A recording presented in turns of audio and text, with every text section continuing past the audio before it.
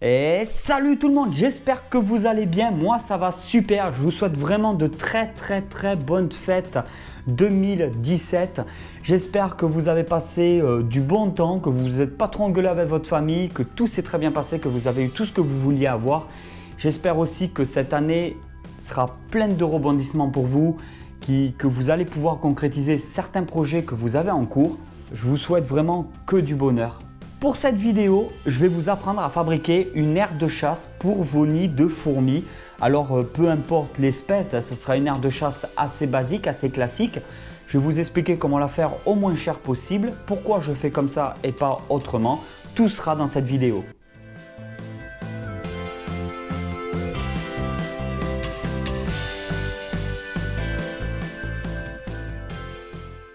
Je préfère le préciser maintenant qu'à la fin de la vidéo. Si la vidéo vous plaît, vous pouvez toujours me soutenir en partageant la vidéo dans les réseaux sociaux. Faites-le après avoir vu la vidéo, au moins pour savoir si elle vous plaît ou pas et si ça vaut le coup de la partager ou pas. Mais si vous aimez mon travail et les vidéos, pour me soutenir, le partage, je pense que c'est quand même une des meilleures solutions pour soutenir un vidéaste. Pour cette vidéo, il va vous falloir un saladier, du plâtre, une bouteille d'eau, une boîte de bonbons, une spatule ou fourchette, une paire de ciseaux, des briquets, du colorant, un cutter, des tubes de raccord et un caillou. Pour cette vidéo, j'ai décidé de prendre une boîte de bonbons. Alors, ce n'est pas un placement de produit, hein, vous vous en doutez bien. C'est une boîte de bonbons Haribo. Pourquoi une boîte de bonbons Haribo? Alors, peut-être qu'il y a d'autres marques qui le font aussi. C'est parce que c'est une boîte que quand elle est fermée, elle est hermétique. Donc en fin de compte, pour faire simple, les fourmis ne peuvent pas partir entre la boîte et le couvercle. Et c'est très important pour ce style d'aire de chasse d'avoir une boîte comme celle-là. On va devoir dans un premier temps creuser un trou pour pouvoir mettre un tuyau, un tube de raccord. Alors j'ai pas envie de faire le tube trop bas, on va le faire un peu en hauteur. Vers ici à peu près, vers le milieu, entre là et là. Vous pouvez faire un trou très facilement avec un fer à souder. Alors comme je n'en possède pas, je le fais avec un ciseau, très délicatement. Là on va prendre un caillou.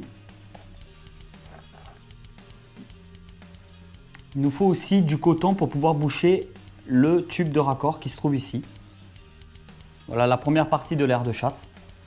Nous allons faire un rond à ce niveau-là, au niveau du couvercle. Alors je vais prendre tout simplement une tasse. On va tracer les contours. Forcément, j'ai un stylo qui ne marche pas.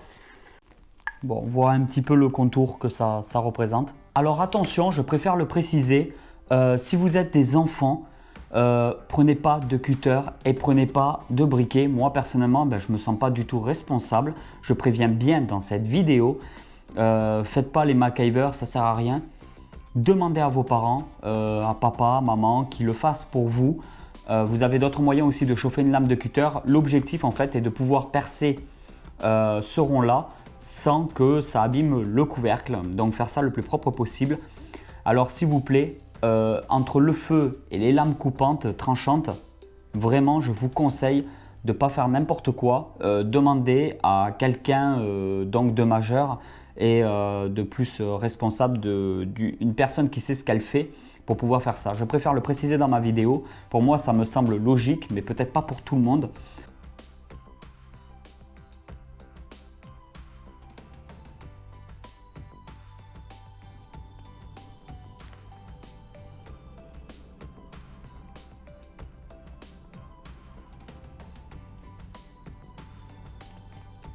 Alors j'ai voulu forcer vers la fin, j'ai cassé le couvercle. Tout simplement, donc ne forcez pas pour le faire, hein. Ça sert à rien, à part faire des bêtises. Donc j'ai mis du scotch là où j'ai fait ma bêtise. Vraiment pour vous dire de ne pas forcer quoi. Et sur le scotch, je mettrai quand même l'anti-évasion et je ferai un contrôle. Pour des espèces comme les Messor barbarus, le couvercle périphérique avec de l'anti-évasion ici, je ne pense pas que ça risque grand chose. Nous avons donc une aire de chasse, ensuite avec un couvercle qu'on peut fermer du coup hermétiquement sur chaque côté. Et nous avons la partie aire de chasse avec le couvercle anti-évasion en périphérie. Cette fois, on ne va pas essayer de faire le plâtre liquide comme l'on peut le voir sur les vidéos où je fabrique des nids pour fourmis.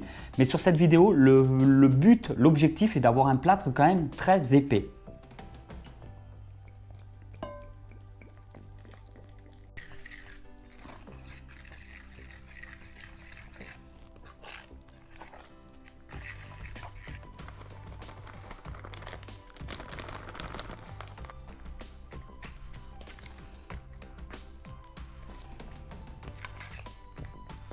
Et je vais mettre du plâtre très épais au niveau de la pierre.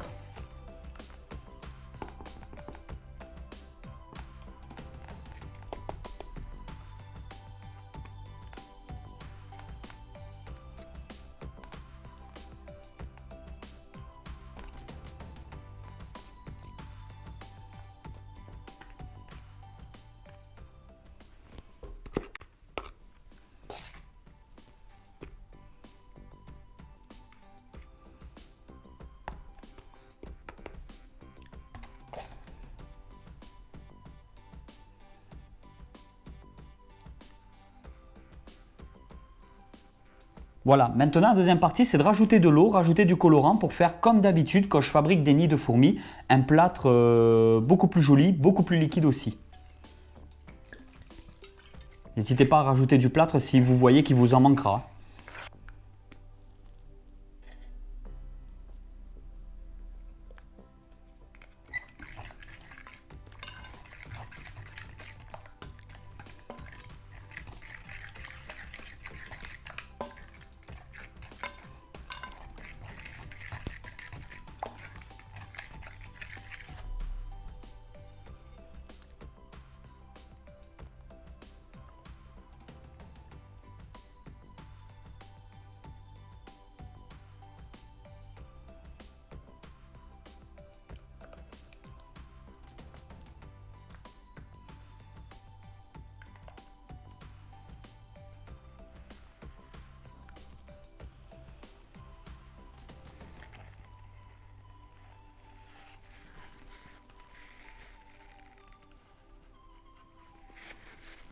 Maintenant, nous allons attendre bien sûr 20 minutes, 1 heure, 2 heures ou plusieurs jours pour que ça soit totalement à 100% sec.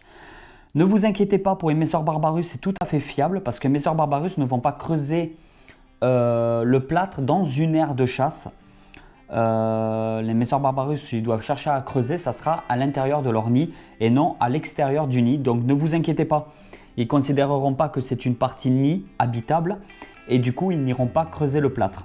Enfin, logiquement, mais normalement, il n'y a pas de souci pour ça. Par contre, si vous faites des nids en plâtre, je tiens à le répéter, les Emesser Barbarus creusent le plâtre sans aucune difficulté. Donc, évitez les nids en plâtre pour les Emesser Barbarus. Alors, je viens de m'apercevoir qu'on pouvait enlever l'autocollant qu'il y a sur le couvercle Haribo. Mais par contre, c'est directement imprimé sur la boîte. Donc, en fait, cette partie-là, on ne pourra pas enlever Haribo ni rien. Ça, c'est vraiment dommage. Par contre, sur le couvercle, c'est un autocollant, on pourra l'enlever.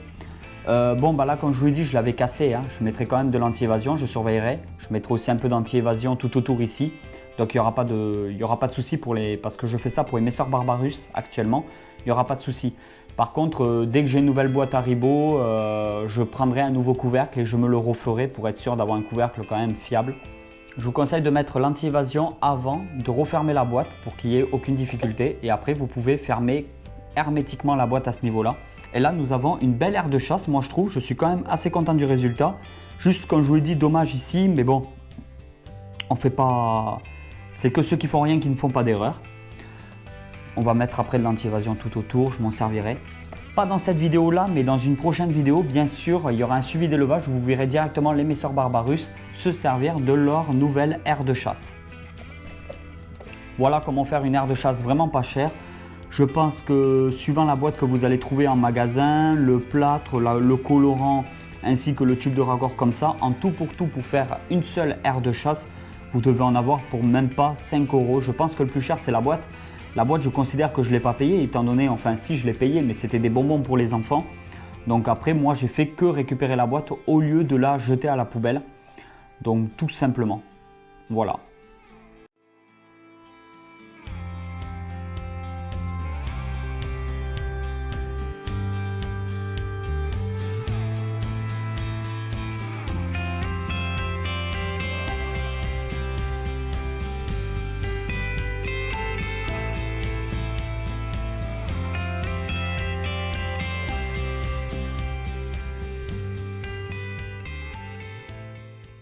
Et voilà tout le monde, j'espère que cette vidéo vous a plu. Si cette vidéo vous a plu, comme toujours, n'oubliez pas de mettre un like. N'oubliez pas de partager la vidéo sur les réseaux sociaux. Et moi, je vous dis à très vite pour une nouvelle vidéo sur la chaîne YouTube Snake Reptile. Allez tout le monde, portez-vous bien. Je vous dis à très vite. Ciao, ciao.